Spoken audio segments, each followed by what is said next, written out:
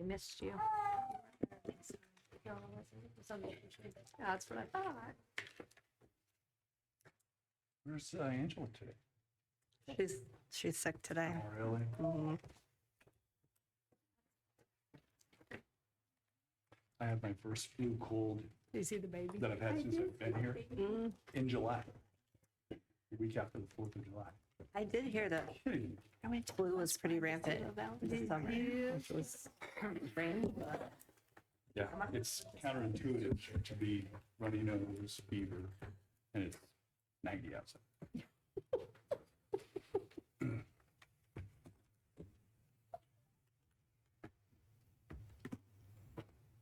I think we're all here. Kathy will be, I assume will come in a minute. Maybe she's just listening. Brad, where you go? So we'll be out there. This is going to be a verbal. I'll say it into the mic. You got it. Okay. She mentioned her sailors, I think we're having a little technical difficulties. So, and speaking of technical difficulties, I think we moved through. You guys had come to the meeting, the board meeting, and we verified. And I understand that Kathy met with you guys after that. So we, she recognizes we will be aware if there's any technical. She will make us aware at that time, so that we don't end up leaving a meeting and then you guys see something different. Because when you guys brought that, we were like, we'll have to check on that. She was aware of a glitch, wasn't always watching the meeting. When you're taping, you're not necessarily hanging the word, and so didn't know what had been kept or not. So, I think- but we'll be open, like, Ye- if there's an issue. Yeah, no, we appreciate that a ton. And we have, since COVID, I think everyone knows that technology, we know that things will happen. I think the most hurtful part, and Angela spoke to it, was that when you had said, oh yeah, Kathy had told us, we wish that we would have been told at that point. Like, we know things are going to happen. But we didn't know until the meeting. We didn't know before. Is that what you're? At the school board meeting, you had said to the board, you said, oh, Oh. Kathy had let us know that there was. And I was acting because Dave had checked with Kathy and sent me a text in the meeting. We did not know. Oh, before like the during the public comment? Okay, okay. I Good just to had know. that. Thanks for clearing Yeah. that up. Yeah. Yeah, Yeah, we know technology, things are going to happen. I mean, that's yeah. the world we live in. And I think she was gonna repost it with your audio. I think she got Chris's audio. Yep, she got Chris's audio because I was going to be out of Okay, town, so it was faster. I think she's got it done today, maybe, I think is what I heard, or Okay. it will be done today, So so. it will Okay. just have Keith speaking, but it won't have the picture of him. Yeah, I think she said she made 2 videos and one has the disclaimer on it. And so So she's she not- kept the original one and then uploaded a second one I with the just audio, wanted yeah. to make sure because it was a shock to all of us. And she said, how do we make it right? Yeah. She said, Yeah, Kathy's been working very hard, communicated with many folks. And Yeah. we've had meetings, Kathy has gone above and beyond for sure to rectify it, yeah. No, so we appreciate that. Our commitment is if there's something like that, you're going to learn about it in real time. Awesome, we love that. Yep, awesome. Thank you. So I believe we had sent an email saying that we were going to put together a package deal. And so we're going to share a little bit, some of the background that we're facing right now. Our intent in doing this is to begin to, so these have all been looked at, all the articles that will come in the package. And what we are wanting to do is move bargaining forward so that we begin to look more at like an in-game settlement so that we don't just end up with all of the language, just slowly piecemealing it for a very long time, right? And so this represents, again, not all of the articles that are still open, but when you guys caucus, I think after this, we will be working on those with an intent to get as many done and responded to as we can today, and we'll work forward into the coming meetings. Awesome. Okay. So we'll start. Kathy, can you move one slide ahead? Look at that. So we're going to talk a little bit about some district information overall. I don't know that we've always shared this out. What we get per student compared to the other districts we often compare to, our total employee cost. Oh, I'm sorry. I skipped two. Our COLA compared to the cost of living, that had been brought up at the last meeting. And we settled in December of 2024, 23, and had done some work on that. Our total employee costs, our comparisons in insurance, and then talk a little bit about increased substitute costs, which have come not at this bargaining table, but just from different laws that have been passed in the state, also around employment costs. And then we'll move to Jane and then Susie taking us through the package. Next slide, please. Can I ask a Yes. clarifying question? Will we get a copy of this? Yes, you will. Okay, perfect. Thank you so much. We So- can hand it out now if you wanted to take notes. Oh, that would be great. Yeah. This Okay. slide,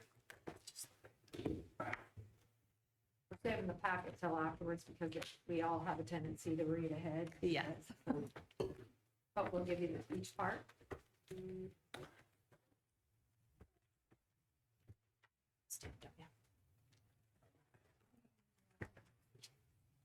Thank you. Yeah. Can I get? Wendy on page. No, let's see. I got one for Angie. You have it. Yes. Oh, and Wendy. Yeah.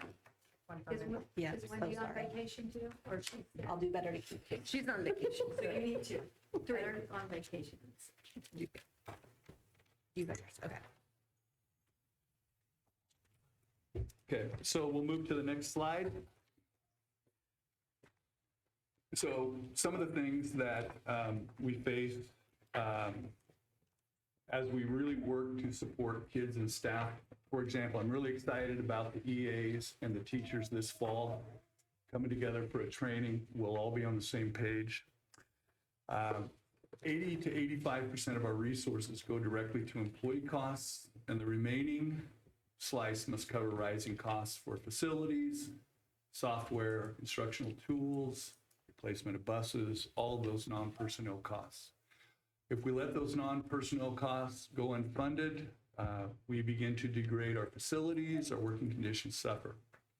And so we really want to put together a contract that honors the hard work with competitive pay while keeping our operations sound so no one's job or working environment is compromised. If you take a look, general fund salaries and all associated payroll costs for 25-26 were 87% of our total expenditures. This is at the absolute top of the range of districts in Oregon. Salem, I think Gresham Barlow, they're up there near that. Typically, I think the district has been lower than that. And we recognize that we have some efficiencies that we're going to have to find in the coming years with the number of schools we have. We have a lot of schools that are very small. But that only leaves 13% for all other operations. And the special revenue and general fund together, it's 82%. But if we look just at the general fund, we're at the very high end of that. Next slide, please. So this is the district income per student. So if you look at the left, you can see Reynolds School District, high poverty, Northeast Portland has 9,176 kids. But by the time you put them in a weighted formula, where you get, is it 0.25 for poverty? 1.5 for English language learners, special ed 2, but only up to 11%. You get a weighted formula of 12,274 kids. And so with a district population of 9178, not very far off of ours, their revenue is $144 million. Just below that, Corvallis, which we compare to because people always refer to it, 5,900 students, their weighted formula, their kids are a lot like ours, it doesn't jump that much. They get 78, is that correct? I can't quite Yeah. make that out. 78 million. But if you look, the districts in yellow are higher socioeconomic districts. And over on the right, they get a local option that was passed by their voters of $1.50 per $1,000 of value. It's about $11 million. And so Corvallis jumps all the way to $15,000 per student, right up there with Reynolds. If you look down at the bottom, you can see the districts that don't have a local option, Klamath County, Redmond, Lebanon, Oregon City, and Greater Albany, are all in the mid to low 13,000s per student. And so when we compare with them, you have to remember that there is not as much income across this district based on our population. These are all 25, 26 numbers. They were developed last year. Next slide, please. So we did hear last time that there is some idea that we fell behind the cost of living and did not catch up, but we did engage in a lot of work in the last bargaining to move people. It involved, I think, the addition of 2 steps over 2 years, and it also involved a PERS pickup. And the PERS pickup does not necessarily show in the COLA if you went back and looked, but it cost the district 6%, and it gave employees 6%. So your take-home rose by that amount. You guys were many, many years without PERS pickup. The teachers in this district had had PERS pickup for a long time, and so we do not see that. If you guys have information that is different than that, we are, of course, open to looking at that. But I do know that there was a great effort put in when the last contract was signed to make some shifts that over time we're going to help with our wages. Next slide, please. So, Jane, do you want to talk about this one? This is total employee cost. So when Andy talked with you about the percentages, it just really summarizes the challenge as we budget. So I also just wanted to show you how much employees do cost us. And so if an employee works 179 to 184 days in a year at 7 hours a day, their average salary is $25,000. And then associated payroll costs are 40% for our district. 31% of that is PERS. And so that's an additional $10,000 on top of the salary for the district. And because we're pooling, we have average insurance cost per employee of the $20,976. So total, the district cost is $56,526. And then if an employee works 190 to 237 days, you can see across their total to the district is almost $78,000. And then an employee who works 261 days, 7.5 to 8 hours, average salary $52,818. The associated payroll cost $21,000. Again, the insurance. So their total cost to us is $95,000. And I just share that with you to help you understand the total impact for the district as we struggle to balance the budget and increase the COLAs. We really do want you to be comparable in salary and insurance. So that is just a way that I thought would help show part of our challenge. Kathy. So this is the insurance comparisons, and we have shared these with you prior, and it doesn't quite show the number at the bottom. But if you take a look at this, these are the same districts that we showed income, and this is where districts are on insurance. You can see Gresham Barlow, which has, and you can look at that on the other sheet, a higher return per student because of the weighted formula, 2012. These are last year's because we can't compare for the upcoming year. We haven't figured the cap yet, those kind of things. And then Tiger Tualatin, which is a local option district, is above that. And there are some complexities there, but then you can see that GAPS is the third highest number with last year's cap. It's about 136, is that correct? $137? What's that low? Oh, it didn't get printed either. I think it's 137 rounded. So, and you can get there by just subtracting the average from our cap. Right, so it's 137 per month per employee over Can I- the average. Oh, Yes. Sorry, can I? Go ahead. Do we know how many classified had 1908-90? How many folks? I think it's everybody that was in got full that. insurance, right? Wasn't it 140? I think 140, but I may answer that. If not, we'll get you that answer. I would prefer to have it double checked. That's what That's okay. comes I to don't my need to mind. make- I'm just, like, I know that mine was under I'm not $1,600. 410. Yeah. 410, excuse me. So, and we'll show, it'll come up on the slide here in a 410, little bit. yes. Oh, okay, excellent. Yeah. That's what- Next slide, Kathy. Here it is. So Okay. we are, if we took the average of those districts, and the average income per district is on that sheet, how much money you get as a total district per student, that average, and then you take the insurance, right? We're 136.96 more per month per employee than the average. That difference is $913,000. So if you were average and we took 913 towards pay, you would get about close to 3%. It's about, what, 300 all in for a, or for a percent? Yeah. Amber?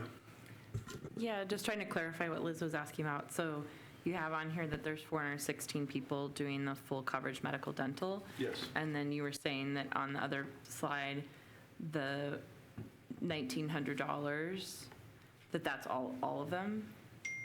But we have a range of people who get different amounts because they sign up for different plans. Like the half times? I mean, all kinds of people. So it's not all 410 are getting 1,900, correct? The cap applies to people that are in the insurance and is distributed equally. I'm just looking for clarity, for like Okay. using myself as an example. Yes, I have full coverage, medical and dental. Yes. But I pick a lower plan. So I don't get 1,900, I got 1,500 and something. That, we can clarify that. Yeah, so that's where I'm trying to see, how many Yeah. people are So we actually have costing that. 1,900 versus Yeah. 1,500 something. So the sheet that was built is really complex. Sure. It doesn't fit on one slide. Sure. We can pull out exactly what plans people are in, and we can look at that. So one of the things that you see on the left there, we also know exactly what plans Lebanon is in, because Lebanon is often cited as they're paid more than we are. If you take a look at their 310 total employees last year, only 130 of them are in full medical, dental, and vision. And one of the inhibitors there is, to get there, they have to go out of pocket because the number is not that high. And we can share that with you as well. Excellent. Liz, to answer your question, though, because we're pooled, it is the total cost to us. And I don't believe Lebanon is pooled. I'm not sure. They aren't. I Just don't get their rate. And so that's that it. is a huge difference. So it doesn't matter if yours is 1,500, we still have the pooling, the total cap. Not if you sign up for the cheaper plan. Like the district doesn't pay as much, the employee doesn't pay much because they picked a cheap plan. We do because we take the dollars Liz doesn't spend if she only spends 1,500, and we put the other 400 to an employee who's in Plan A or B or C. Because money because of the pooling. That money goes to the cap. Okay. We will spend some Okay. time, Yeah. and we'll try to answer all those questions in detail. Okay. Next slide, please.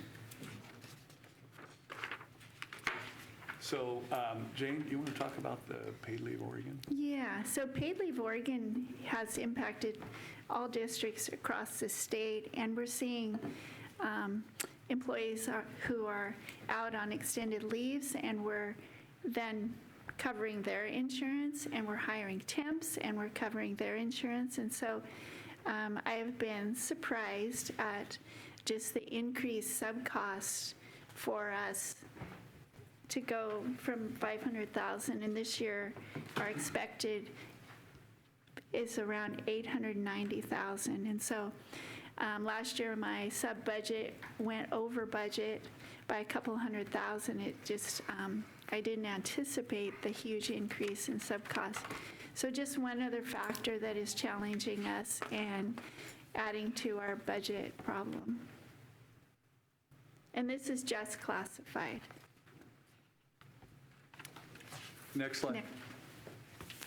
And last, the unemployment. It's another unfunded mandate that the legislature handed to school district and has an impact on our budget. And our projected this year is to be 400,000. Can you share any, like, what are the assumptions you're making when you project that it will increase by that much? Looking at the number of people who enrolled over the summer, because the way unemployment bills us, we pay directly, and we won't receive this last quarter until this fiscal year.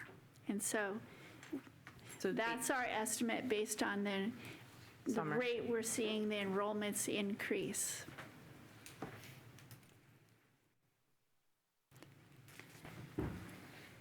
Each year, we've seen the enrollments increase significantly, and this year was a huge increase. And so when we receive that bill for May, June, July, we're anticipating that it's going to be much higher. Did that answer your question? Next slide. So we're moving into the package offers, and the fiscal has two, and Jane will walk you through that, and then Susie will talk you through the language in the package behind that. Only the fiscal is a choice. The remainder of the articles are common to both. Next slide, Kathy. Okay, so there are, as Andy said, two offers, and both offers expire this Friday, August 28th at 5 p.m. And the difference between the offers when you receive your package of the language, Article 25, you will receive two of them. One's 25A and one is 25B. And the language that is different between A and B is in blue ink on that Article 25. So essentially, Offer A, Article 25, is an increase to the COLA across to all positions on the salary schedule to 4%. And the exception to that is we have frozen the SEA BIC position to remain at the 25-26 rate. It does not receive the 4% COLA. Offer B, the COLA remains at 3.5, except for the following.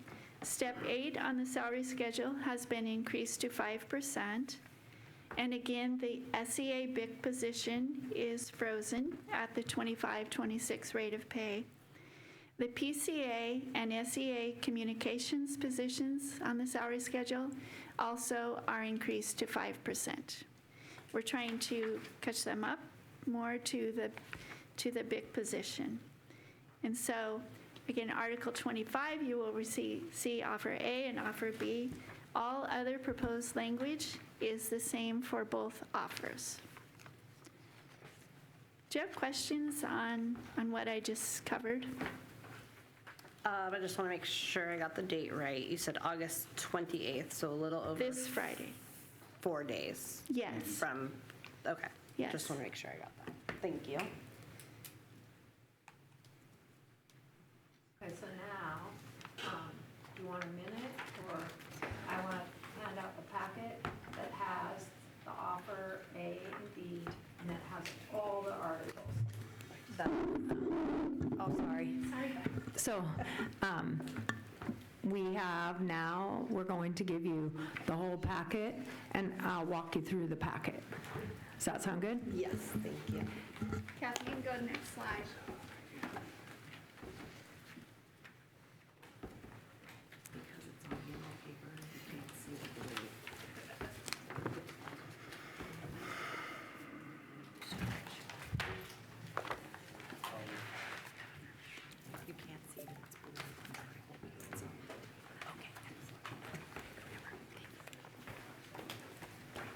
Okay. So, everybody's got one? On the very first page of the packet is the package offer that Jane just talked about, okay?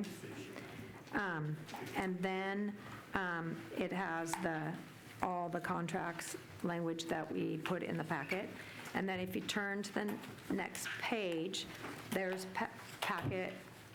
package offer A, and then the compensation for A, the compensation is behind it, and also the salary schedules. Do you see that? Any questions on that? Okay, and then you have package offer B that Jane just talked about, and then you have the Article 25, the compensation, because this is the only article that's different between the two packages. Okay. Okay? And then you have the salary tables for you, the salary schedules, at the rates that are in package B. Okay? Okay, then we made you a summarization of article changes made by the district, and I'll walk you through that, but we tried to pull out everything so you could see each article and what we changed or didn't change. Excellent, thank you. So you have a choice. You can go through that together, or I'll walk you through them. If you want to walk us through, that'd be great. Okay. Thank you. So in Article 5, Next slide, Kathy. oh, sorry. In Article 5, Susie, before we get going, let's just clarify, there are other articles. These are the ones with costs. that's right. The only reason we chose these articles is because they had costs. Okay. Okay? And then we have done a couple others, and then it will leave us with only 6 besides the transportation that we haven't, and we hope to do that in caucus today, because we really wanted to get most of the articles back to you. Thank you. So, yes, these all have cost, and that's why they're in the package. And so in Article 5, if you look at 5.12, we just clarified substitute costs by removing FICA and workers' comp, because, as you know, we contract with EduStaff, and so we pay EduStaff a flat fee for substitute costs, so it makes the language in the article obsolete.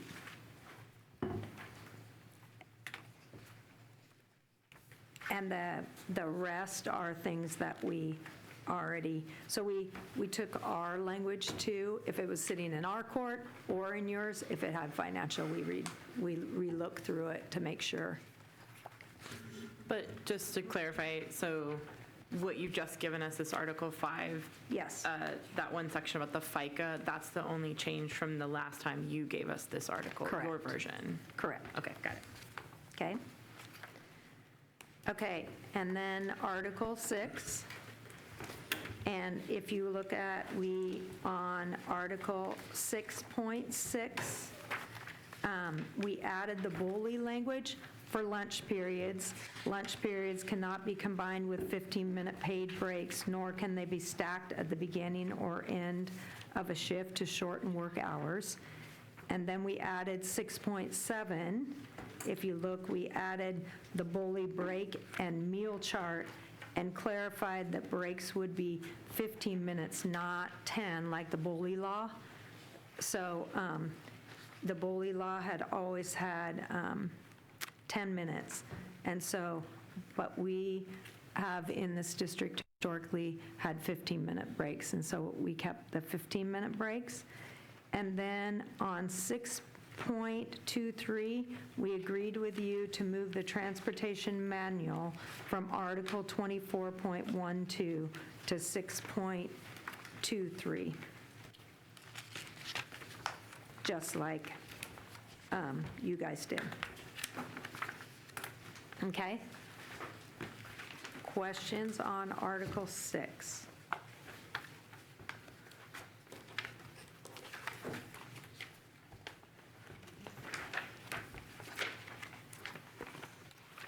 And then moving to Article 7, work calendar. We agreed on 7.1. We agreed to add the language that the GAA's president and vice president will be involved in planning beginning district-wide staff development. And 7.2, we agreed to provide all calendars for employees by the end of May the following year. We have our calendar meeting in April, and it's really hard to get the different calendars because we have a lot of different calendars in classified. And so we agreed that we would get them to you by the end of the May. And then 7.3C, if you look at 7.3C, we agreed to the language that added the sentence, as long as the employee meets the minimum qualifications for the work.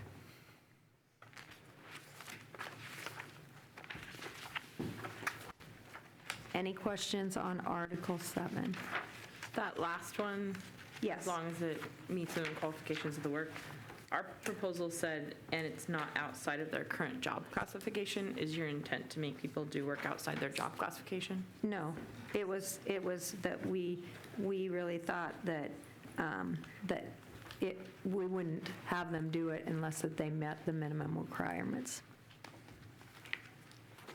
Okay, but is there a reason that you did not include that last bit from our proposal in yours, where it says it's not outside of their current job description? Do you have a reason Well, not?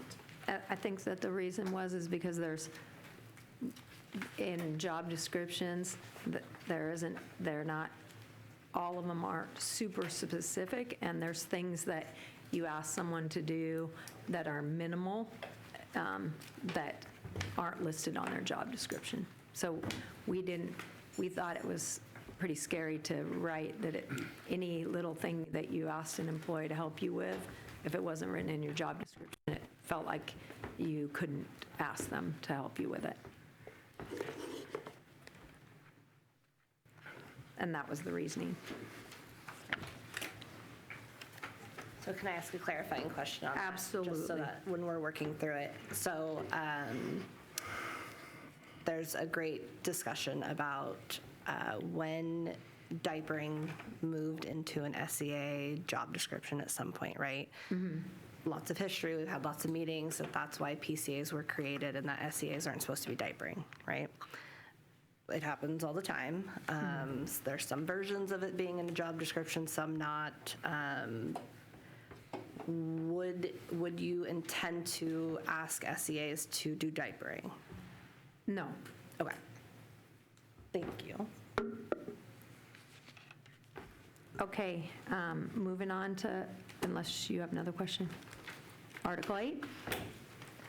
And in Article 8, on 8.2, we added the transportation employees are provided training to support student needs, and it's longer in here. Transportation employees, including bus drivers and aides, shall be provided training designed to support the safety, welfare, and educational needs of students on the bus. Okay? And then 8.4, we titled it Safe Working Conditions and added language to match the certified contract. You guys had done so also, and we didn't feel like there was anything in the classified contract.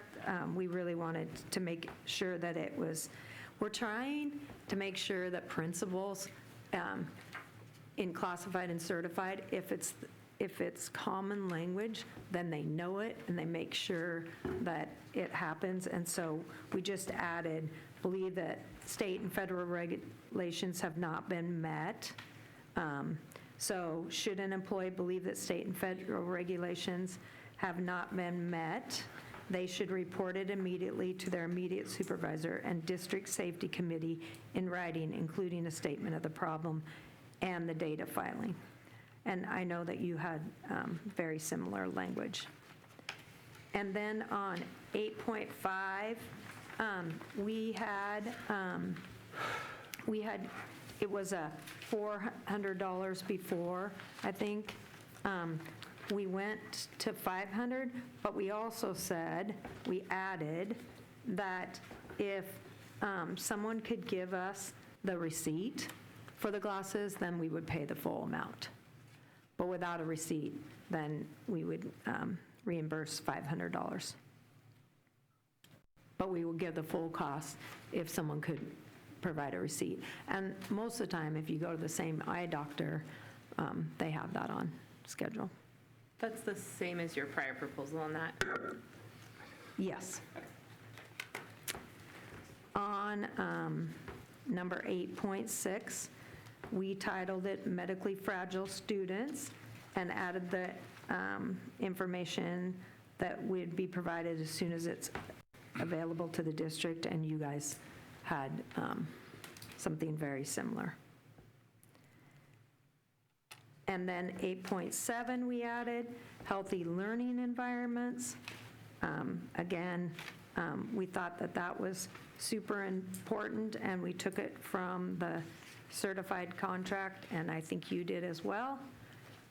And then 8.8, we copied the process for when an employee is hurt by a student from the certified contract so that we're consistent. And we copied that and put it in here as well. So 8.7 we copied, and 8.8. And then we copied your language on fit for duty. I think there was a couple words that are different, but, so check that. But for the most part, it says the exact same thing. I think we might have changed a little bit, but I know that that was important to you guys too, and it wasn't in the contract before, so we added that as well. So we tried to add the things that we thought in your Article 8 that were important, and we also tried to match things that were in the certified contract so that we weren't treating our employees differently. Questions?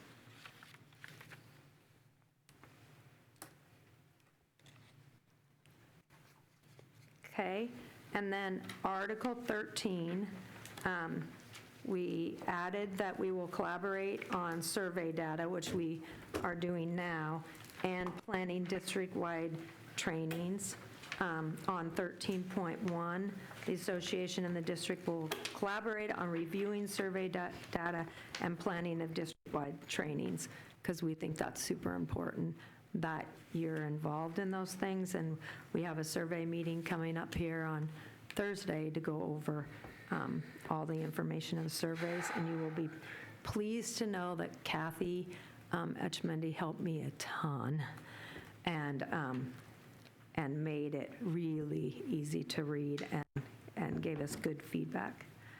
And then we increased the professional development funds to $500 a person. They've always been $400. And then we increased the no more than, it was $800 per employee to be allowed from this allocation each year, and we moved it to $1,000. Question? Yes. So what was the purpose in increasing those if the total amount is still 11,000? Will like run out sooner? No, sometimes it hasn't been used, and so we just wanted to make sure that each person could have more, since that it wasn't expended every year. And we have that total. And then any other questions on 13? And then move into Article 19 on layoffs.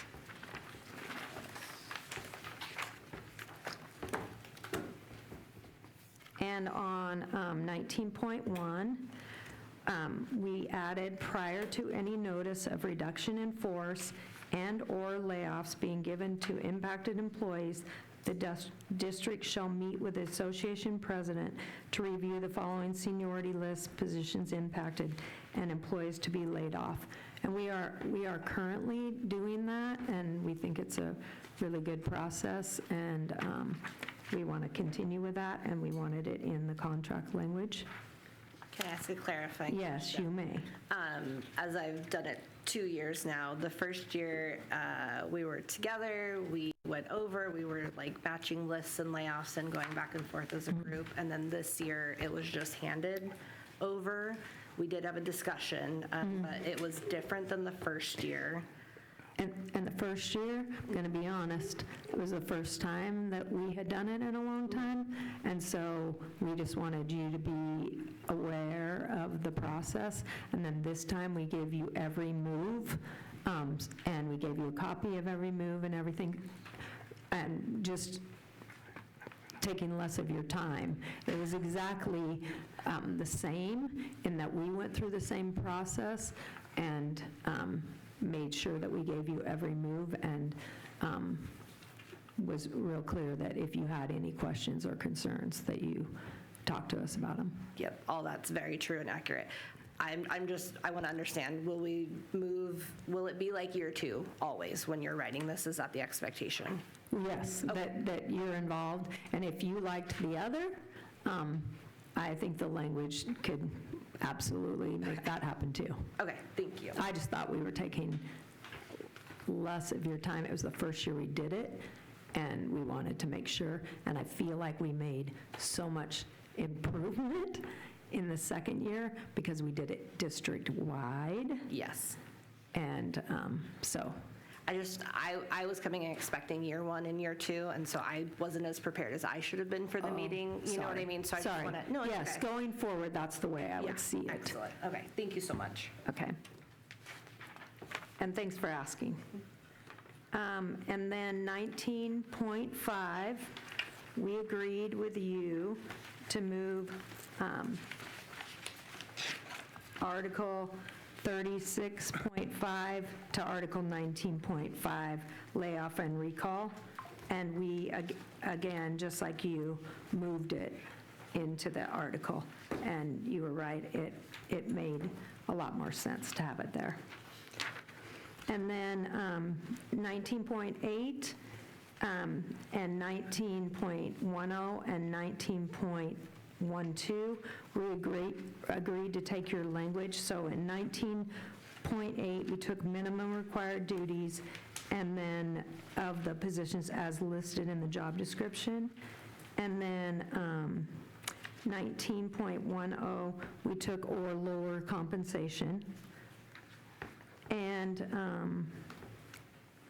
19.12, we took employees on layoff will, upon request, have the right to take temporary positions for which they meet the minimum requirements and retain their recall rights. So if we had a temp job and they were on layoff and they wanted to take that temp job, they would still remain on layoff when that, and if they would either get moved before the temp job ended, if a job opened, or they would do the temp job and then they would still stay on layoff. Any questions on 19? Is there a reason you didn't move the transportation layoff language here?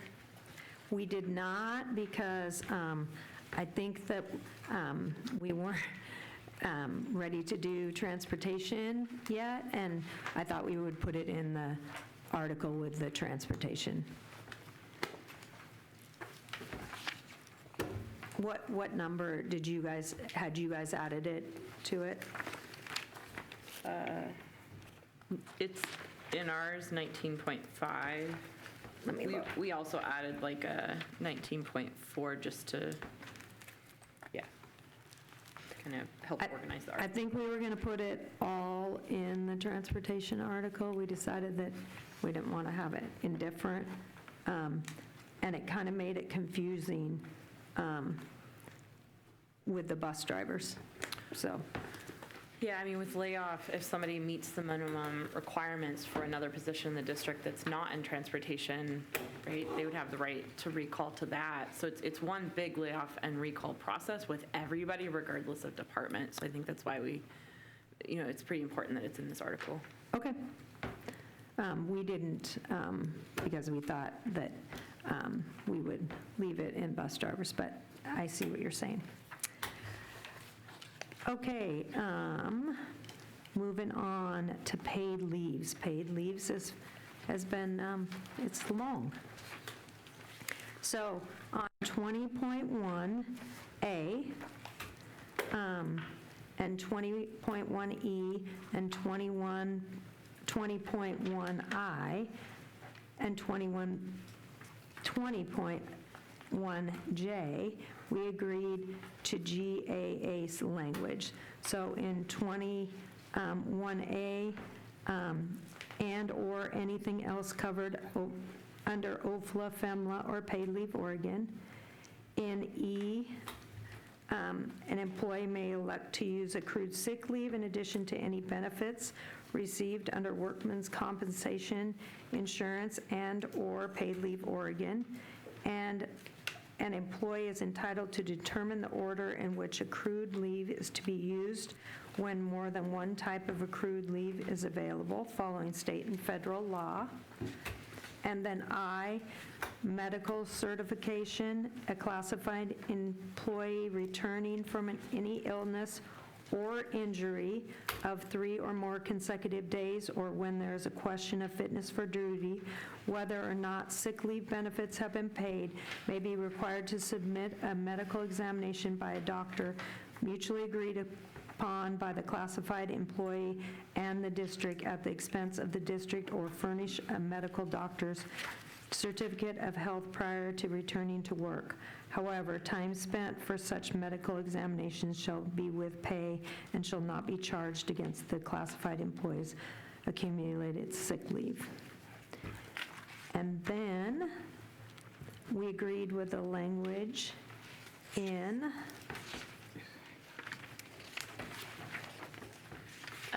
Just before you move on, yep, in that last section, we also had added a sentence, I don't see in yours, I'm just wondering if there's a reason. We added a sentence about how supervisors, building admin, leads, or any other employee contractor who are not from human resources shall not request or view an employee's medical documentation. That's in compliance with ADA law. So And are you that's- against that? no, and that's why we added about following all the laws. But like, would you want your supervisors to know that? Yes, and they know that Human Resources is the one that collects all that information. I mean, I guess I would just say they don't all know that because many have asked for it, so.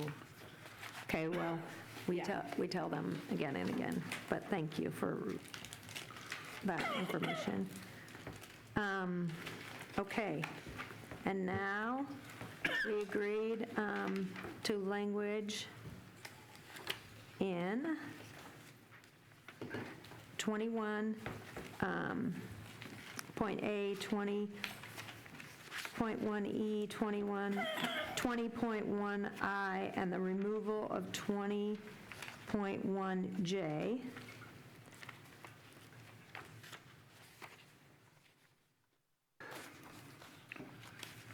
And so I have gone over that. And then in number 20.1M.2, we agreed, ask for medical certification to be given to Human Resources. And then 20.2B, we added Paid Leave Oregon and Oregon Family Leave Act. And then in 20.2C, we added the number of hours donated will be based on the length of workday for the person making the donation. the member requesting donated days will be notified of the number of donated hours. Because everybody has different hours, and so when they give a day, it might not be 8 hours, it might be 6.5 or 5. And so the total will be the number of hours given. And moving on, 20.2H, donated sick days. And this was actually, when I asked Elisa, it was actually longer than was in. Donated days may be used through June of the following fiscal year of the donation. Okay? And she said that it was actually longer than what was in the contract, but that was common practice. And then 20.3 bereavement language, we added to match the certified because we thought it was much more clear and had a lot more language in it about pregnancy loss and failed fertility treatments and everything. So we copied the exact bereavement because we didn't think we should be not including all of that in the classified contract because we had added all of that to the certified contract this last bargaining, and so we wanted to add it. And so a lot of it was not in the original language. And so, I mean, if you can see, I don't know if you want me to read the whole thing, but we talked about spouse, partner, child, foster child, parent, parent-in-law, brother, sister. I mean, it's pretty extensive, and we thought it was only fair if we took the exact language that was that we added to the certified contract. Questions on that? And then the same for jury duty. We added jury duty because we thought it was, it should also be exactly the same. And then on 20.6, we agreed to you guys in the removal of 20.6A, B, and C, and then for calculations and reporting of leaves. But then we added a new A. That was the regular language in A, and we kept that because we thought that that was super important.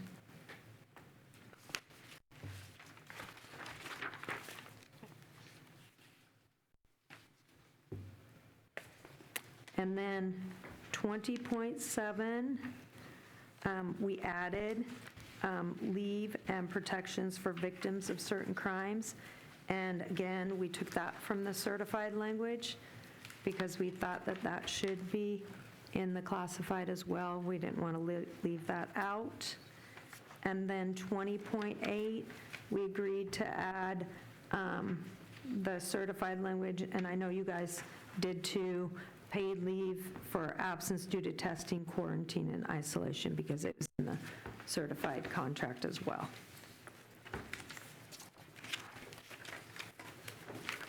Questions? Okay. Article number 22, paid holidays. We just reasserted our contract language and kept it the same for Article 22.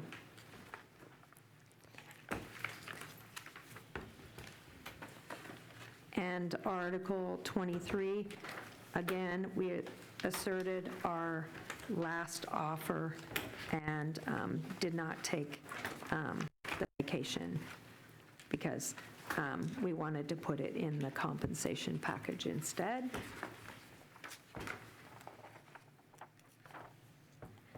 And then on Article 24, oh, Sorry. yes. Question on Article 23. There was other things we proposed in there besides the things that cost money. So other language changes. So I don't know if you have any response to those, or your response is that you don't want any of those changes. We did not take those changes.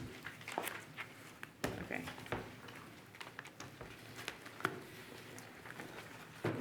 So then, moving on to Article 24, miscellaneous benefits. On 24.3, we accepted your language about medical hardship. So on the medical hardship, we wanted, because you talked to us about unless due to medical hardship, the employee is unable to continue as a driver, and I think you had an example. And so we took that language because we agreed with you. And then, do you remember that? Or do you want me to go? Yeah, okay. And then 24.13, we reasserted because we found out that we could offer. We had looked it up, and the language that we looked up found that we couldn't offer it, but then Dave found differing language, and so we put it back in that we wanted to make sure that we could give our food service workers the chance to purchase meals for $1. And so we added that back in. Sorry, I think I heard the number wrong. You said 24.13? Yeah, and it's 24.12 in ours. Okay, got it. I messed up when I made the summary, I see. And I'm more than willing to take the bow. That's fine.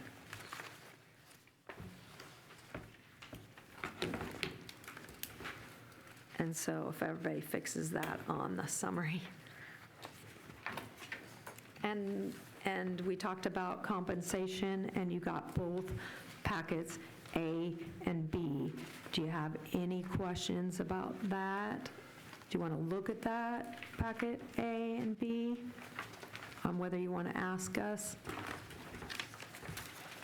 A was the 4% across, except for the SSC position. And then that would be frozen. And then B was the 3.5, and then the 5 at the top. And then the SSC was frozen, and then the other two positions would be moved 5%.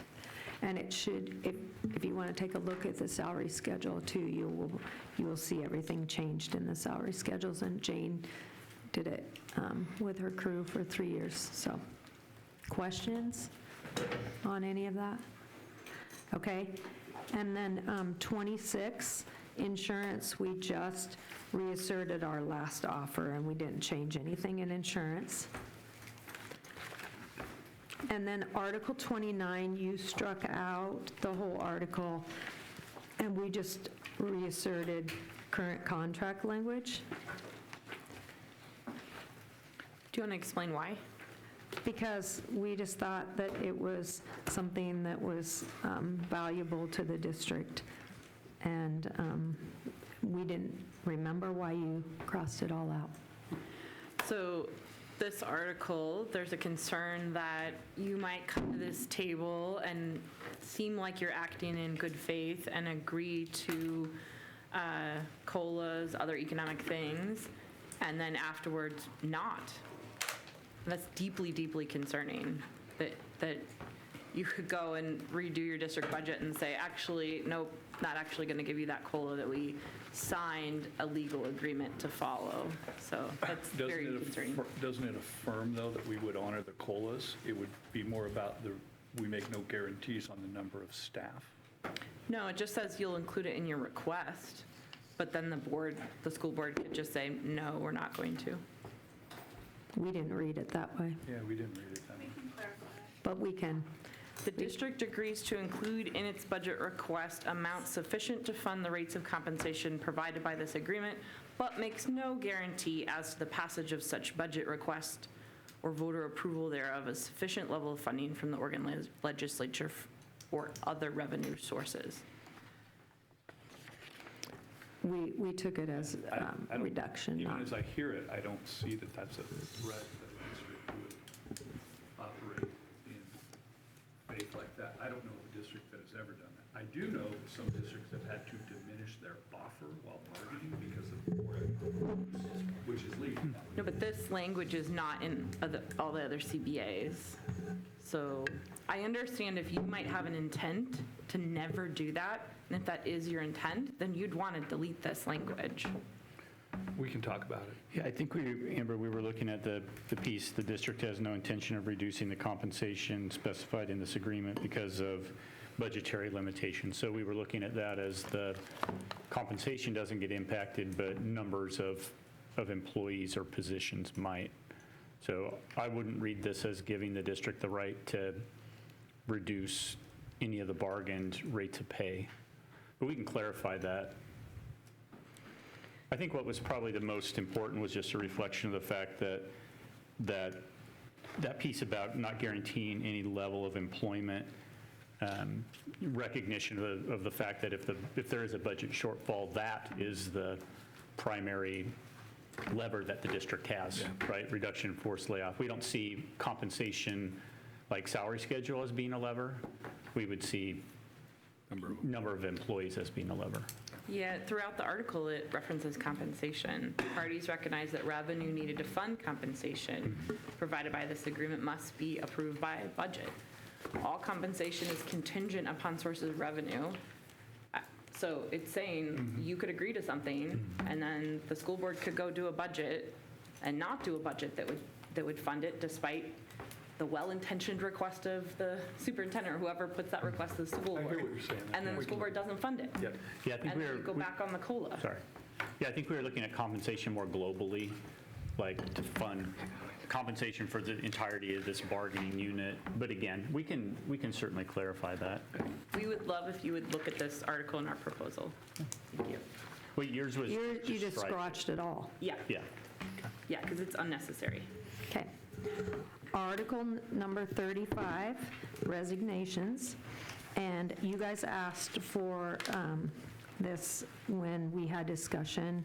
And so in 35.3, if an employee retires mid-year but remains through the end of the school year without a break in service, as a temporary employee, their insurance coverage will terminate August 31st with applicable benefit reductions for June, July, and August. Insurance being withheld, you asked for it to be more spread out, and so it would be in the March, April, May, and June paycheck. And so we added that language. And the rest we had already added. That's it? And then it's just, we have a form of acceptance if you accept our proposal as a package. And whether or not you would choose A or B and the language at the end. Questions? Yeah, so you said this package doesn't include all the articles that are open right now. That's right. So what would happen with all the other articles that are not covered in this We package? would continue to work on those. Okay. And we have two others that we worked on, but because they didn't have a financial impact, we didn't put them in this packet. Okay? So we have two that we have done, and then we have 6 left that we hadn't answered other than the transportation. And to be honest with you, we really needed Dave for the transportation, and so we haven't tackled that yet. Well, I guess I'll just say thank you for addressing some of the articles that we haven't heard from you on yet at all. There are 4 articles that we've never received any responses on at all as of yet. I could be wrong, but those are Article 12, complaint procedures, Article 17, discipline, Article 18, seniority, and Article 32, grievances. I understand seniority may be tied with other articles we're still trying to sort out, but for 12, 17, and 32, we would definitely appreciate And response on those. 32's done, Great, and we're going to give that today if we have time. that would be great. And then we have 2 articles ready to present right now. Awesome. Okay. Was Keith going to talk? Keith, did you have some? Yeah, I just had, you got to excuse me, I'm from northern Montana, we're a little slow. So I just don't understand the math on one of your slides, now that I've had a chance to kind of look at it. The one where it's a 10-year salary increase versus Western Oregon. And I just don't understand how that worked, and I'm hoping you can, because it says that you had, so understanding that COLA is the value of the dollar compensation, and the salary is the price of labor. What you said is basically you artificially pushed a person up another step twice to offset the value of the dollar. I mean, why didn't you just raise the COLA on each of these steps? Why did we choose to, I guess, move a cohort one step and then another step, as opposed to just putting in the COLA? So during that bargaining, we revised the salary schedule. The percentages between the COLAs was corrected to where it was 3%, and that's not included in this. And we eliminated step 1 and added a step because when we came, the step 1 was getting close to minimum wage. And so we made a lot of changes to the salary schedule 2 years in a row that allowed every employee to get a step. Because we added a step to the end, we got rid of longevity. Employees prior to that change were having to wait 15 years to move.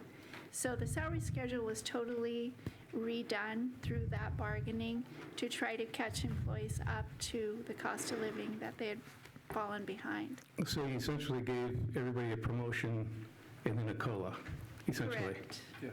what you're telling me, 2 years in a row. which is a great one-step, it's a great one-time method, but you do realize in the outward year, that means the employees are losing on the interest that would have accumulated within their wages as they went up through the. Well, they were all getting the COLAs at the same time.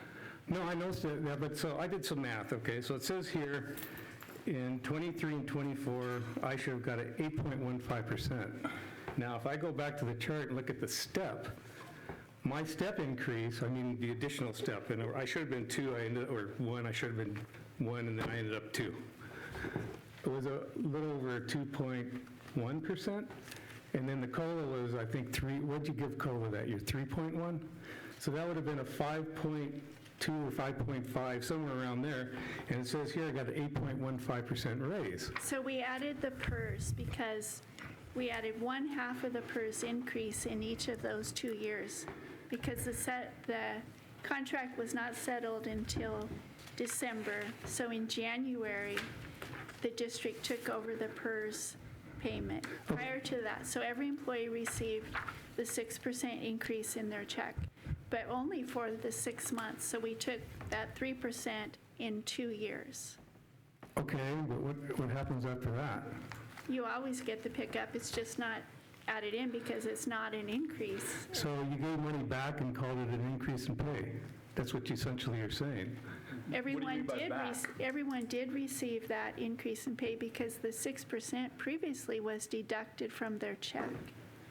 Everyone was paying their own 6% IAP, and then the district took it over. Okay, and so you're calling that a raise? 6%.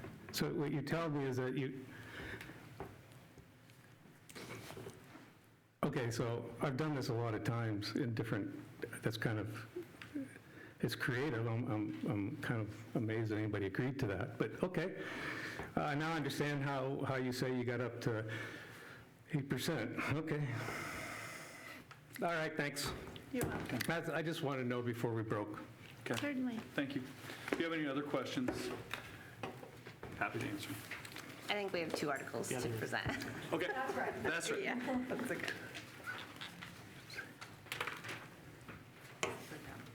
You need 10 or you need more?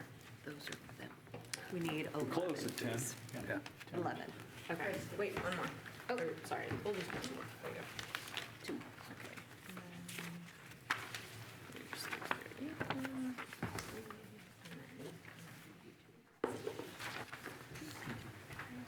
Thank you. Thanks, Angelica. Jump in if you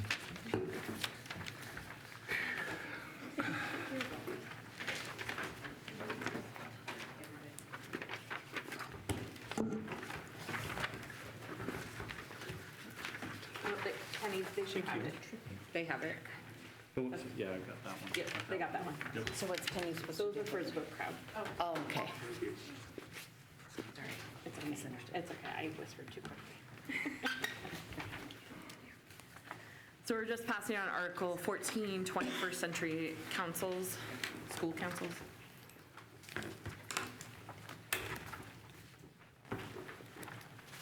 Okay.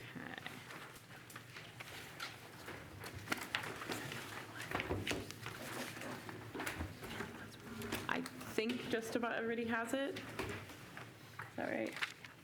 Oh, no. Three whole bunch. Yeah, so I'll walk you through.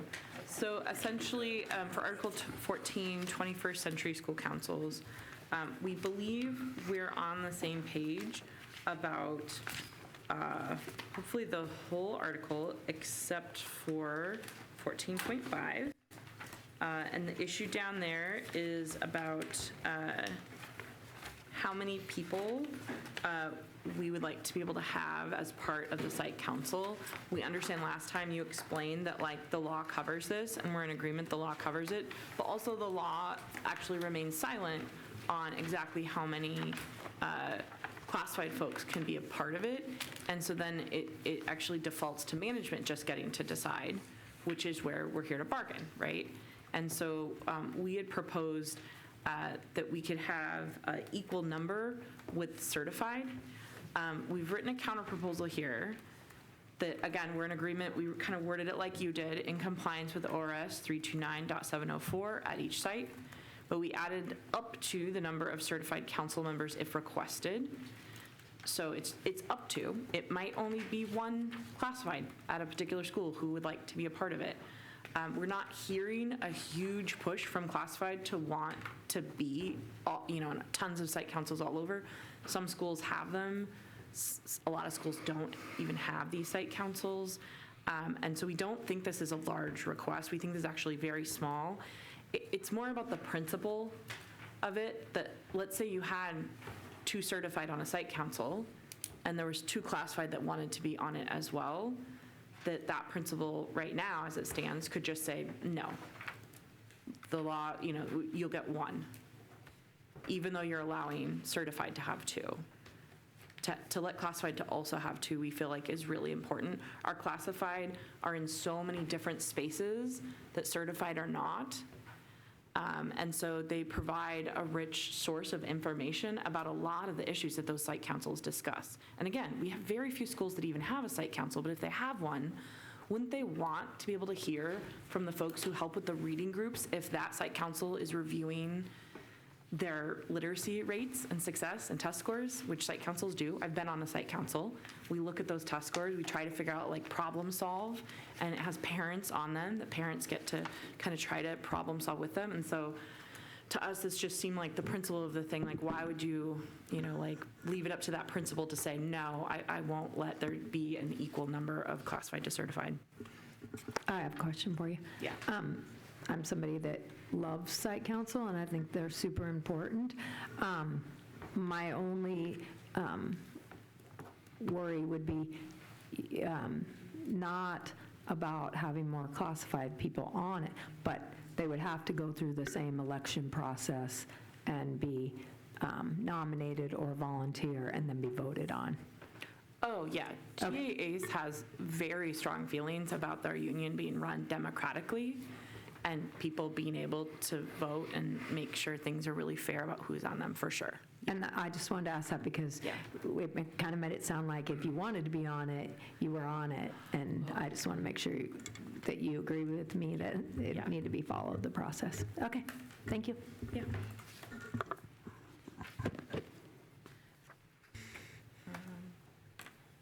Okay, so that was Article 14. Next, or any other questions on this one? No.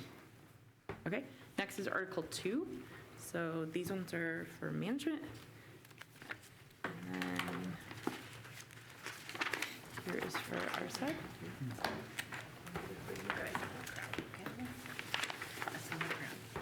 Oh, wait. Oh, here. Sorry. That's all right. I guess I have to. Okay. This is Article 2, District Rights. It's just being passed around. Thanks.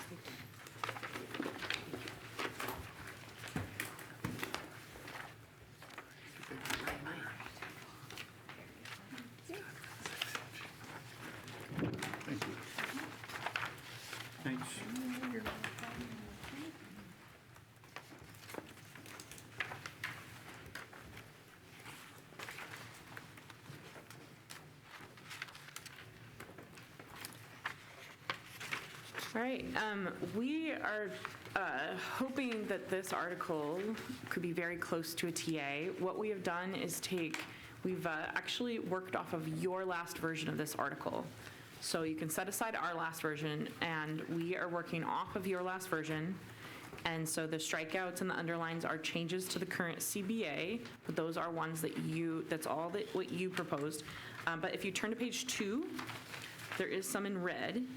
And that's our one change that we would still like to see that's different from your proposal. This is lines 25 and 26, letter K. This section, the whole section at the top, it says, without limiting the generality of the foregoing, it is expressly recognized that the board's operational and managerial responsibilities include, and under letter K, to assign and designate all work duties. So given that you're saying that you want to expressly recognize the board's operational managerial responsibilities, it makes it sound like assign and designate work duties really is just about anything you could possibly want. And we just need that reassurance for our members that of course those things would fall within job descriptions that had been mutually agreed upon by the association and the district. You wouldn't go to a reading specialist and say, sorry, today you're going to go do some plumbing. You wouldn't go to a food service person and say, oh, you know what, today you're going to go drive a bus. So these things have to fall under the job descriptions, and we have already, this last year, spent numerous hours meeting with you to talk through those job descriptions, and we're very happy to continue to do that because we know that they shift and change over time. Grants come in from the state that provide different things that the district can provide, and then you need to figure out which staff can do what. It might not be in those job descriptions, but that's why we are more than happy to meet and talk through that. What we find very problematic is if an individual supervisor reads this article, because that supervisor says, oh, look, it says it's district rights, and it says it's my managerial responsibility, and I get to just designate and assign work under letter K. And so if that sentence stays by itself, we just feel like there's going to be such a great level of confusion, and we've already experienced that. We've experienced numerous supervisors across the district who just go to people and say, hey, today you're actually doing this. And it is something absolutely not in their job description. It could even be something that is unsafe for that person to be doing or unsafe to students for that person to be doing it. And so we want it to be really clear that those supervisors need to look at the job description before they just add things willy-nilly. And I would say, like, you know, we definitely appreciated that in management's last counter on this, at the very end of the article, 2.3, you recognize that all of these rights are subject to the terms and conditions of the agreement and were applicable the duty to bargain as required by Oregon law. But I don't know if your manager to actually understand that a unilateral change to working conditions requires notice and the opportunity for the union to demand to bargain over those things. In all the instances we've seen, the manager did not know that. They just implemented and said, here's these new duties, you have to start doing them. And so we never got the chance to even ask to bargain over those changes. So it's been very unfortunate that that's how it's played out, but we believe that with our counterproposal, it will provide that clarity to managers. We know that when a new agreement is reached, you meet with all your managers and you talk them through all these changes, and so you'd have a chance to talk through this particular point and make sure they all understand. Do you all have questions on that? Thanks for the explanation. Appreciate it. Great. Do you, Do you want, I mean, do you want to get 32 back from us now? Let's take a caucus. Or you want to take a pause? And lunch is ready, so. Oh, Okay. that's another. Great. Thank you. all right, thank you, guys. I guess maybe we'll just check in.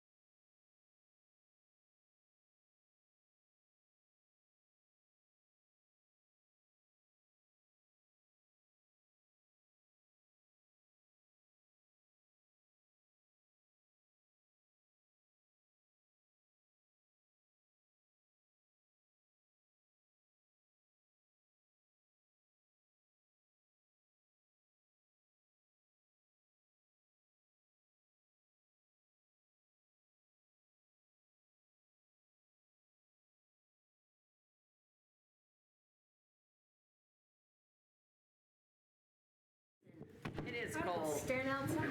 It is cold. That's right. I think you come in and warm up in my office. Okay. It's about 82. I like the temperature now. This is where we differ. The staff room was delightful.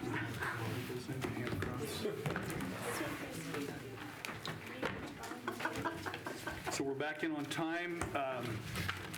We do have a couple more articles. Is that what we're, Would love to hear. okay.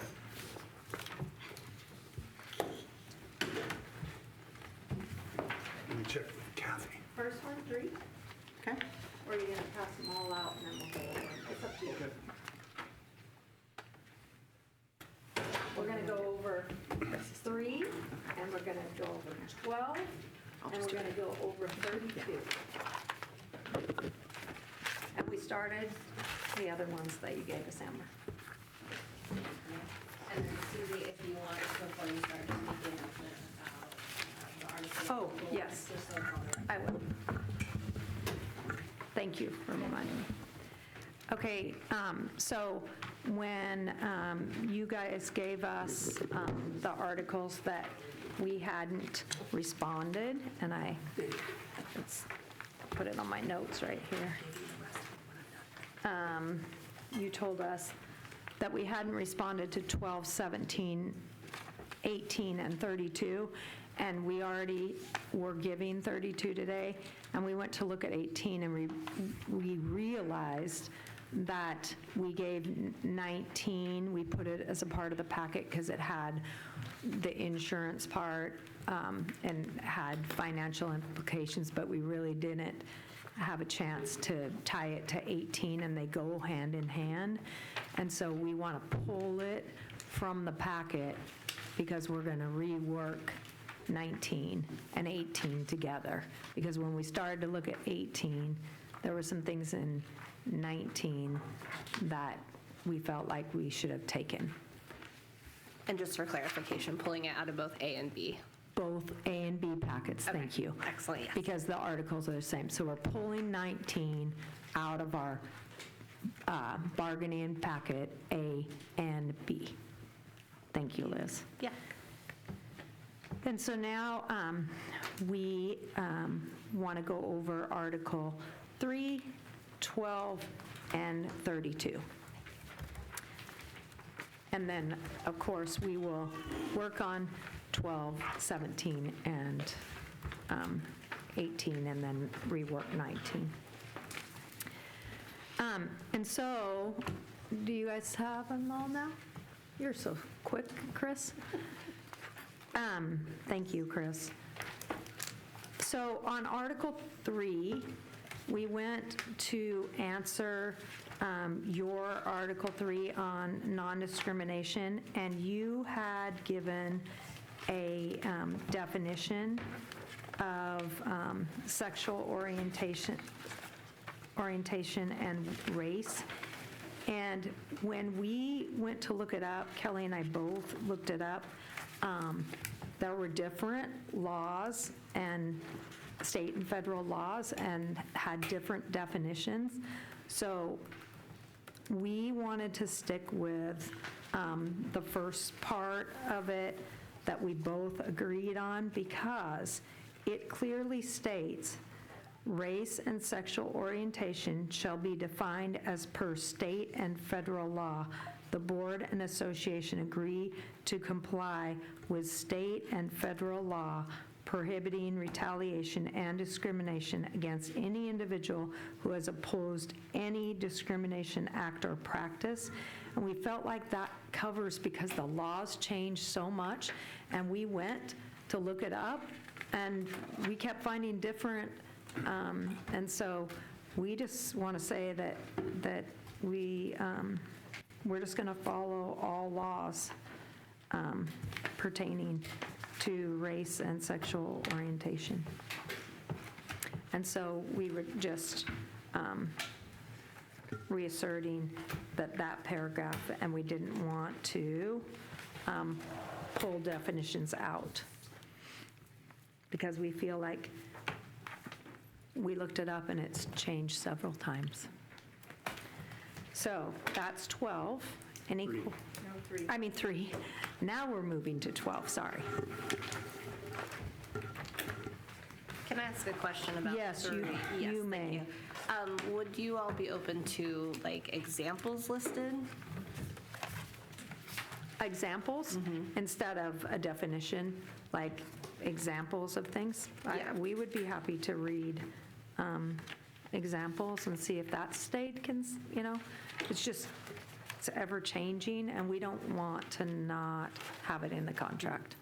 And so that's why we just said we'd follow all laws.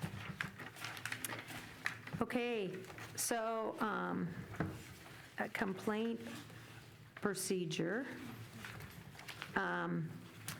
We just changed the wording a little bit in 12.1A.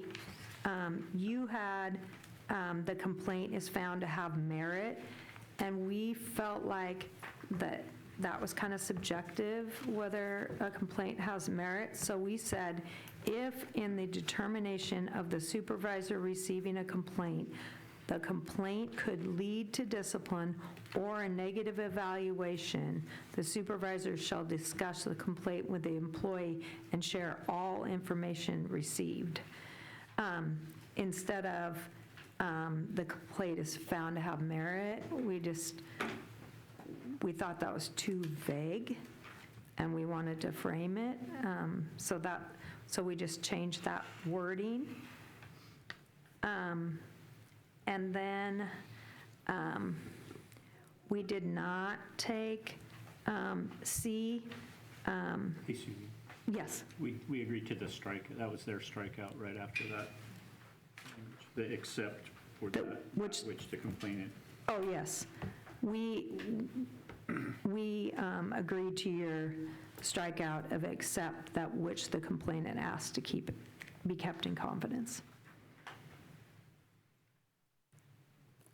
Okay? And then going down on C, we can't destroy because of laws and things, and so we might need it later, and so we couldn't take that. But on E, we agreed to take it out, and so we struck E, just like you guys did. Question under C. Yes. Not everything is required by law for you to keep, though, correct? Yes, but we don't know. We're keeping things because we don't want to discern what we keep and what we don't, because we never know.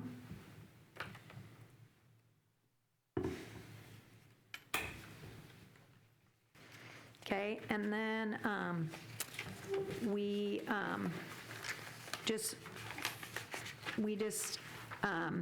took how you said employees who wish to process complaints may use board policy GBM, and we just changed it a little bit because it depends on the complaint, which board policy you use, and so we changed it to employees who wish to process complaints may use the appropriate board policy, because GBM is one, but there's several others that have complaints, and so we want to use board policy, but we just said the appropriate board policy instead of naming one, because there's other board policies that have complaint procedures in them as well. And then I noticed we needed to delete the next sentence. We forgot to cross out the policy is in Appendix A, because we said board policy. And so that all should be struck through. The whole sentence, the policy is in Appendix A for reference only? Yeah. Again, I think And I our apologize for concern that. is, depending on the substance of the complaint, you would use, like, discrimination would be AC, and sexual harassment would be GBNA, so it felt like it was pretty narrow, right, with the current language or with the reference to GBM.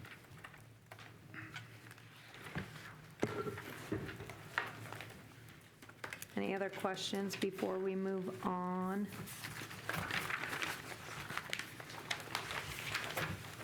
To 32?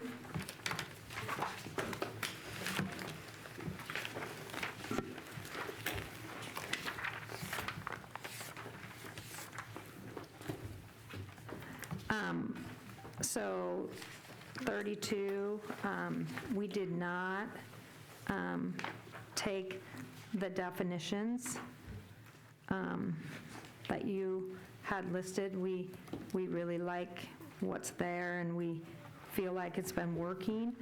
But we did take your language on association grievance. If a grievance involves 2 or more aggrieved members at more than one building or department, the association may choose to file directly at level 2.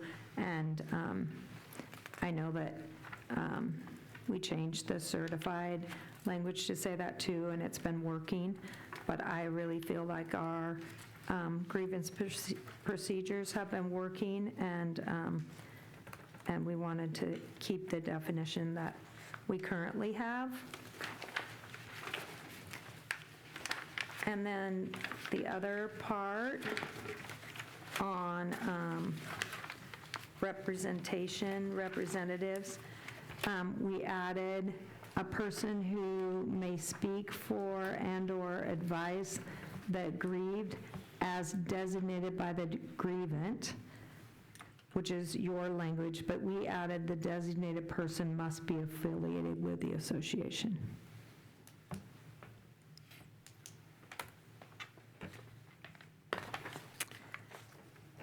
And then on 32.3, on B, we said, we took your language, unless an abeyance of the timeline has been mutually agreed to by the association and the district. And then D, we said the processing of grievances shall, but instead of shall, we crossed it out, and we said will be processed during regular district work hours. And you said shall occur on paid time, and so we said the processing of grievances will be processed during regular district work, which is just a different way of wording it. I think it's not. I think that it causes a different thing. So our proposal has it on paid time for the grievant and the representative, and yours is just during regular district work hours, which might not be the work hours of that person. And under House Bill 2016, you need to give people paid release time to be at the grievance meetings. Right, and that's why we said it be processed during regular work hours, because they're paid during their regular work hours. It says district work hours, not that, our proposal has it be the employees, right? So we have employees who get off at 2 p.m., they've been working since 4 a.m., like, that's not, yeah, I guess our wording, I just want to make sure, was that your intent, that you might hold a meeting after the person's off work? No. Even though that's district No, work? I think it was like, we're not going to hold it at 7 PM if that's during somebody's regular work hours. That we would make sure that we made the meetings during the employees' regular work hours. Yeah, I mean, I guess in your example, you would hold that before 2 PM. So it sounds like your intent is our wording, not your wording, because our wording says occur on paid time for the grievant representative. But you want it during paid time during that person's regular work I think hours. it's an overlap Okay, of the I two. I do too. Because that was our intent. Okay, that's helpful, thank you. Okay, and then the last thing is on 32.4C. And I think it is the same. The association shall be given notice at any level 1 grievance filed by individuals, copies of grievance letters, responses, and notice of grievance meetings being held, and provided the opportunity to send representation. This notice shall also apply to grievances filed directly to level 2. And so we took that language, and then we also took the language, if the aggrieved believe that they have faced harassment, bullying, intimidation, discrimination, and/or retaliation from the individual who would normally hear a level 1 grievance, the aggrieved may file a grievance at level 2. We took that language as well. Back at 32.4, level 1, Yes. the current contract language says if the aggrieved believes that they have been adversely affected as a result of misinterpretation or misapplication of the agreement. What if it was not a misinterpretation? Somebody just decided to break the contract. Wasn't that they didn't interpret it correctly, they just broke it. I think we Right, so were, our proposal changed it to something they could grieve. yeah, I guess we'd be fine with that language. We felt like it kind of coordinated with your language that would have opened up what they could grieve. But I think with our proposed definition of grievance, I think then that's fine. Your language there, something they could grieve. Yeah, like there's a different part of this article that defines what a grievance is. Yeah. And like right here could then change how that's defined as Yeah, it's currently. I think we're fine with that. Okay, I see. Thank you. Yep. And that's 32.4, level 1. Yeah.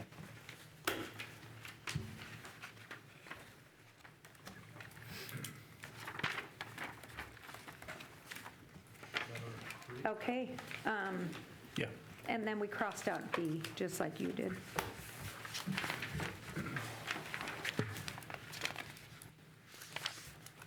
Okay, so that's it. Questions? You guys have any?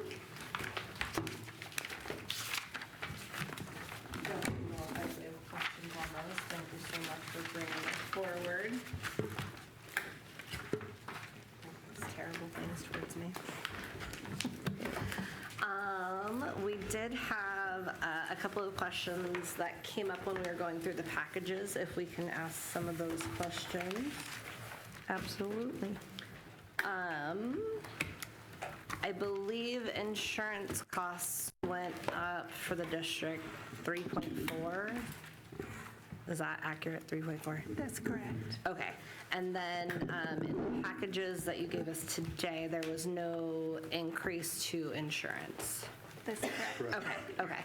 I think management's contracts were just settled, I believe, at the end of the school year. Did management have a freeze in their contributions to medical? No. No, okay.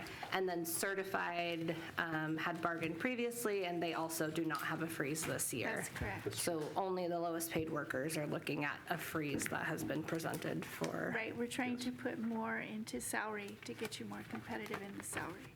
Okay, just so folks heard, sorry. I don't think it was very loud on the mic, sorry. We were trying to have you be more competitive in salary because you are already higher in insurance comparatively. We are higher than management or certified? No, I was talking about comparable school districts. Okay, I think we put on the slide, there was like between average and you guys, there's about 900,000. That's what we're talking about, which is about 3%. okay. One thing we want to point out, we kind of talked about it previously too, is that in these packages that we're going to go and speak to our folks about, there's still a division amongst our members being presented with the freeze in the BIC pay, and then on another package only having the PCAs and communication at a different rate. We definitely view that as a division. Our bargaining unit views that as a division, and I won't speak for everyone, but that is not something that we have been hearing from our folks that they're going to be interested in. So I kind of wanted to just bring that forward again. And In fairness, though, there have been many times over the last 2 or 3 years where the complaint has been how that came to be, the increase in pay. And it was done here on an MOU, which nobody remembers how it got signed, right? I remember. I'm happy to. I was No, but what I'm very saying involved, is, yeah. so we are either going to perpetuate it or we're going to correct it. right? Because we recognize that it was done in kind of a backdoor way. Sure, if those are the words that you were choosing to use. I think I'm giving it a better word than I've often heard from you guys. Yes, our folks are united in that division that is there now and exists is not good. Okay. Having a further divide yet different, or having another division, I don't know, is the only way that we've put out that we could solve that. It's one way, and you've offered that way. I just want to express that we're trying to get away from all division where we can and put everyone on equal footing as best as we can and do the right thing there. So I just wanted to put that out there in the space that Okay. it's already viewed as more division. And when we put it out to folks, that I would imagine that will be a moment. When we got PERS pickup, management also got PERS pickup, right? Yes. Immediately following us. Yeah, it was all within first year and a half here, I think. Okay. I think those are my only questions. And I will tell you that I misspoke, I guess, that there are SEAs that do diapering that I was in. So I wanted to tell you. Thank you, I appreciate that, because it is a big, big hot topic that has come up. That's what I heard. So, wasn't aware. So I'll take the bow. Thank you for that. Oh, I'm a dog with a bone. Back to the 2023 decision, because this still has to do with that offset. When you took out the 3% per year for PERS, or paid, you paid you paid it for the employees.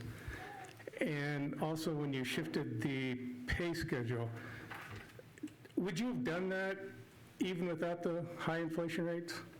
Or would you have just left the cost of labor of what it was in 2023, knowing that your lowest schedule was already pretty much outdated? Would you have shifted it without the high inflation? Would you just left it? And would you not have taken the 3% of contributions out if the inflation would have been still lower? So I'll speak to that.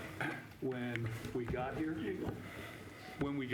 we immediately looked at 12 comparative positions at the bottom of the scale and the top of the scale before we even began to bargain. And we saw that the top was lower. And we also thought that the scale was doubly low because we were comparing to districts that picked up PERS, right? So whatever the wage was, there was 6% that wasn't in the take-home pay that other districts that we were comparing with were. We undertook to catch up for the inflation that had occurred the year before, and there was about a 1.5, 2 year period there. We undertook all of that to both create a similarity in this district for PERS pickup and to catch up people from the inflation that they had lost. Because we knew that in general we were 2.5% a year and that inflation had really overwhelmed it in those 2 years. So we went at that work with that intent. Okay, so you changed all this specifically for that one purpose.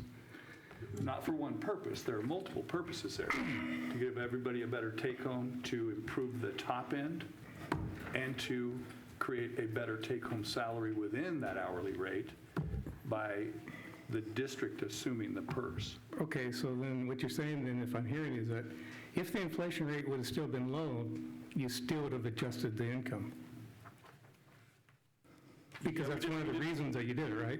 Well, but what you're saying is you're giving me something that didn't exist at the time, right? Like the inflation hadn't been low. We were behind. We took steps to do that. We did not engage, well, if we didn't have this inflation, we wouldn't do it. We were looking at the best way to get the best recovery from inflation, right? So we weren't, the idea that there wasn't, we were operating on the fact that inflation had occurred, Keith. Right. Right, but what I'm saying is, if the cost of labor in the market was higher than what we had locally, and through the negotiations, we are going to catch that up in the bargaining, that's one issue. If inflation is going up, that's another issue. I'm not going to worry about the purse. That's two different issues. And so to say that one, which was the cost of labor, is going to also be what's put in place to offset the COLA, then it's a COLA adjusting regime. It's not the cost, then the cost of labor should have even gone higher on the particular table. So you're really counting the same thing twice. That's my point. And that's why it looks like we lost on the inflation from our perspective. On your perspective, we didn't. But I think the cost of labor was probably a little bit below market value by that time within the local area. And so that had to be adjusted as well. Two separate things that were conflated. That's all I'm saying. Like, the other option would have been to increase wages by another 3% and leave the employees picking up PERS, but the net effect to the employee would be the same, right? So you could say, well, we've addressed, how would it have not been the same? It'd be the same to some employees, but not others. How so? Everybody would have had a 6% deduction from their, Over 2 years. well, no, every year they have a 6%. And Yeah, but the deduction was 3% for 2 years, apparently. the correction occurred in two bites, not just in one year. But within the people I talk to, the PERS, I'm not an expert in PERS, I don't pretend to be, but I know that the first level of PERS, you're right, but after that, not necessarily. And so it depends on where the level of the person is within that spectrum. And then 3% of, if you look at 3% of pay that I make, give me $4 an hour and I'll pay it myself, and I'll still make money. So I mean, so the issue becomes, I understand what you're saying, but if the cost of living is low and you're adjusting the pay scale for the cost of labor, I got it. But don't conflate that with the COLA raise. It's not the same thing. One is the cost of labor and one is the value of dollar, and it's two separate things. And if you put them together and say, well, we covered COLA with the cost of labor, then what you really did is just cheated the cost of labor side of the issue. It's two different negotiable items. Yeah. And that's all I'm saying. And to conflate them, I think devalues one or the other.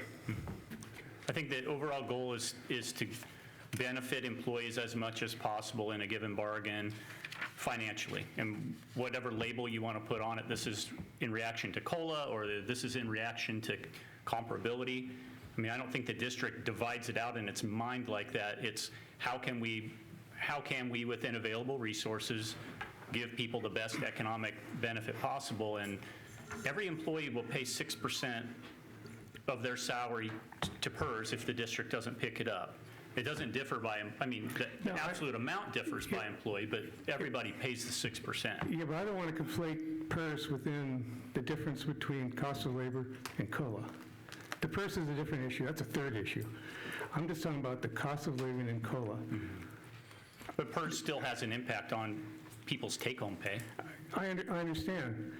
And I would like to talk about that too, that's a different argument though. Right now, what we've done is we've conflated two different issues. Look, if you think your employees at a certain step should be making more money, step one, then that means the entire level goes up because you think that you need to pay that much more to get the person you need in for the job. That's the cost of labor. The value of the dollar is a whole different issue. That's what COLA is. And what you basically did was increased one, said, hey, you guys, we're going to give you a raise. Awesome. That's essentially what you're doing. But oh, by the way, we're going to use that part of that raise to offset your COLA. That's essentially what happened. Or the alternative is you don't deserve a pay and raise or a raise in pay. Your rate of pay is fine, so we're going to keep your value of dollar equal by using that as a cost of living increase. It's one of those two arguments. Well, and I feel like we're getting a little circular here, but the one thing that I would add into this discussion is I've heard a lot of you guys. This was a mutually agreed upon negotiated settlement between the two bargaining teams. This was not a you guys. The district did not impose something upon the association or the employees. The association is very able here, and is very strong in advocacy. They negotiated a contract. So you can turn to your own side of the table and say, you guys, along with us, the district did not do something to you. Well, first of all, I haven't said you guys, us guys. Actually, I did say something earlier to both sides. You know, my last speech, I talked to both sides. Yeah, I've only So I have been equal on that, but that's not what I'm talking about here. I'm talking about a conversation and understanding of COLAs versus labor value. That's all. That's all I'm talking. And it's not a you and me or they. It just is. And it was conflated.